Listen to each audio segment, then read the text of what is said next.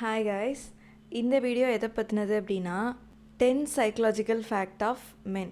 பெண்கள் பற்றி நம்ம நிறைய பேசுகிறோம், இன்னுமே பேசிக்கிட்டே இருக்கோம். பட் ஆண்கள் பற்றி பேசுகிறது ரொம்ப ரொம்ப கம்மியாக இருக்குது. ஸோ ஆண்கள் பற்றி தேடி பார்க்கும்போது எனக்கு ஒரு 10 இன்ட்ரெஸ்டிங்கான ஃபேக்ட்ஸ் கிடச்சிது. ஸோ அதை தான் உங்ககிட்ட ஷேர் பண்ணிக்கலாமே அப்படின்னு இந்த வீடியோ. ஸோ வாங்க நான் ஒன்று ஒன்றா சொல்கிறேன். ஸோ ஃபர்ஸ்ட் பாயிண்ட் என்ன அப்படின்னா, ஒரு பையன் வந்து சோகமாக இருக்கான் அப்படின்னா அவன் வந்து அதை சோகமாக காட்டிக்க மாட்டான், எப்போவுமே வந்து கோவமாக தான் வெளிப்படுத்துவானான். அதே மாதிரி ஒரு பையன் டக்குன்னு சைலண்ட்டாக மாறிடுறான், எல்லாரை விட்டு ஒதுங்கி ஒதுங்கி போயிட்டுருக்கான் அப்படின்னா அப்பயுமே அவன் எதையோ நினச்சி கவலைப்பட்டுட்ருக்கிறான் அப்படின்னு அர்த்தமா. ஸோ வந்து ஒரு பையன் வந்து திடீர்னு எரிஞ்செரிஞ்சு விழுறான், சைலண்ட் ஆயிடுறான், நம்ம என்ன தான் கிட்ட கிட்ட போய் பேசினாலும் அவன் வந்து ஒரு மாதிரி டிஸ்டன்ஸ் ஆயிடுறான் அப்படின்னா தெரிஞ்சுக்கோங்க, அவன் வந்து எதையோ நினச்சி கவலைப்பட்டுட்ருக்கான். ரெண்டாவது பாயிண்ட் என்ன அப்படின்னா, men fall in love faster, but வந்து அவங்களுக்கு ஹீல் ஆகிறதுக்கு ரொம்ப டைம் ஆகுமா. இது வந்து நீங்கள் சினிமாவில், புக்கில், இல்லை லைஃப்லேயே எடுத்துக்கிட்டிங்கன்னா ஒரு பையன் வந்து ஈஸியாக லவ்வில் விழுந்துருவான். பட் அதுவே ஒரு பிரேக்கப் ஆச்சு அப்படின்னா அவனால் அது அவ்வளோ ஈஸியாலாம் அதிலேருந்து மூவ் ஆன் ஆகி வர முடியாது. ஸோ இதில் என்ன சொல்கிறாங்க அப்படின்னா, பொண்ணுங்களை விட பசங்களுக்கு வந்து லவ் ஃபீலிங் சீக்கிரம் வந்துடும், பட் வந்து மூவ் ஆன் ஆகிறதுக்கு தான் ரொம்ப லேட் ஆகும் அப்படின்னு சொல்கிறாங்க. ஸோ தேர்டு பாயிண்ட் என்ன அப்படின்னா, ஒரு பையன் வந்து இமோஷ்னலாக ஹர்ட் ஆகிட்டான் அப்படின்னா அதை அவன் அவ்வளோ ஈஸியாக மறக்க மாட்டானா. ஏன்னா வந்து பசங்களுக்கு அந்த டீப்பஸ்ட் ஹர்ட் எல்லாமே லாங் டேர்ம் மெமரியில் சேவ் ஆகிடுமா. நம்ம சொசைட்டியில் ஒரு ஸ்டீரியோ டைப்பிங் இருக்குது, இவ வந்து பொண்ணு, கொஞ்சம் பார்த்து பேசுகிறா, அவள் சென்சிட்டிவாக இருப்பா அப்படின்னு சொல்லுவாங்க.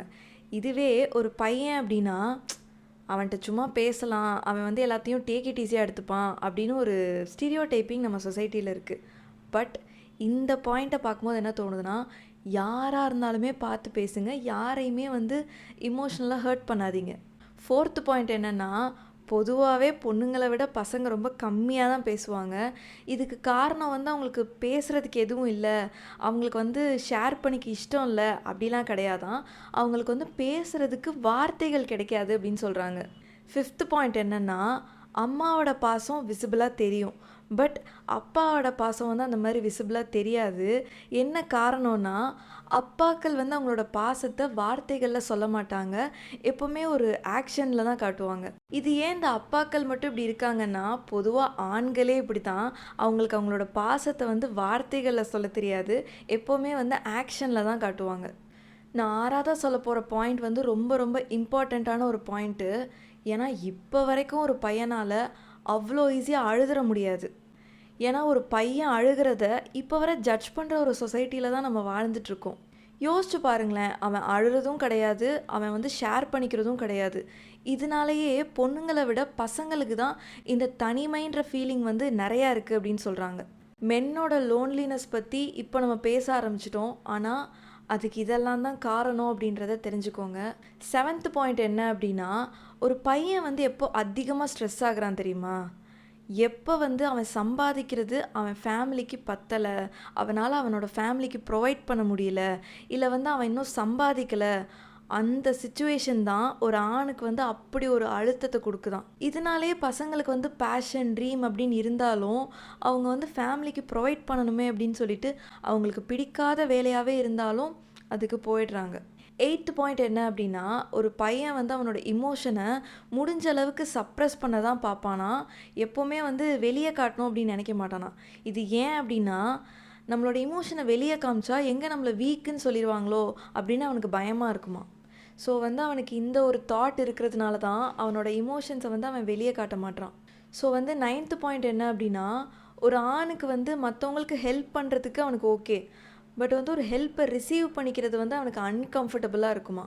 இது ஏன் அப்படி அவனுக்கு இருக்குன்னா, சைக்கலாஜிக்கலாகவே அவனை பொறுத்தவரை அவன் தான் வந்து எல்லாரையும் ப்ரொடெக்ட் பண்ணணும், அவன் தான் எல்லாத்துக்கும் ப்ரொவைட் பண்ணணும் அப்படின்றது அவன் மைண்டில் இருக்குது.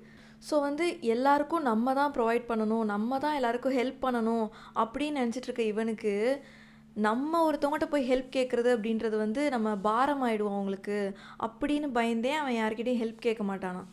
Guys, 10th point, last point என்ன அப்படின்னா, ஒரு பையனுக்கு வந்து நீங்கள் ஜென்யூனாக ஒரு காம்ப்ளிமெண்ட் கொடுக்குறீங்க அப்படின்னா அவன் வந்து ஒரு நாள் ஃபுல்லாக அதை நினச்சி பார்த்து சந்தோஷப்படுவானான்.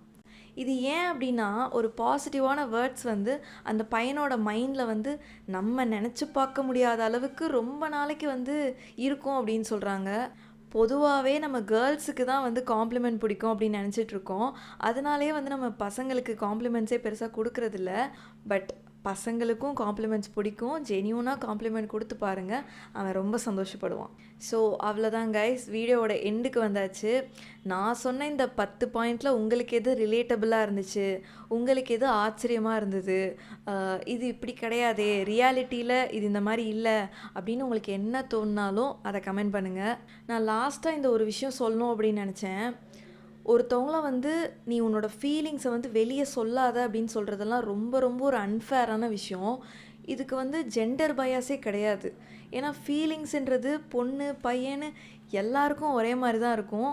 எல்லாருக்குமே ஹர்ட் ஆகும், எல்லாருக்குமே வலிக்கும். இமோஷன்றது எல்லாருக்குமே ஒன்று தான்.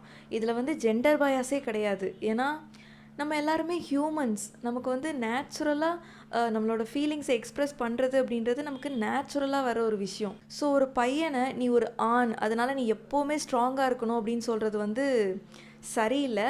ஸோ இனிமே அவனை அவன் போக்கில் நம்ம இருக்க விடலாம். யாரையுமே ஸ்டீரியோடைப் பண்ணாதீங்க, யாரையுமே ப்ரெஷர் பண்ணாதீங்க. And dear men, please express பண்ண கற்றுக்கோங்க. உங்களை இவ்வளோ நாள் வந்து ஒரு மாதிரி சப்ரெஸ் பண்ணி நீ இப்படி தான் இருக்கணும் அப்படின்னு சொல்லியே இப்படி ஆக்கிட்டாங்க. பட் இது வந்து நீங்கள் எக்ஸ்ப்ரெஸ் பண்ணல அப்படின்னா சைக்கலாஜிக்கலாக ரொம்ப வந்து அஃபெக்ட் ஆகிறது நீங்களாக தான் இருப்பீங்க. ஸோ வந்து எக்ஸ்ப்ரெஸ் பண்ண ஆரம்பிங்க. ஸோ அவ்வளோதான் கைஸ், இந்த வீடியோ முடிஞ்சு. இந்த வீடியோ உங்களுக்கு யூஸ்ஃபுல்லாக இருந்திருக்கும் அப்படின்னு நம்புகிறேன். ஸோ இதே மாதிரி இன்னொரு இன்ட்ரெஸ்டிங்கான வீடியோவில் நம்ம பேசலாம்.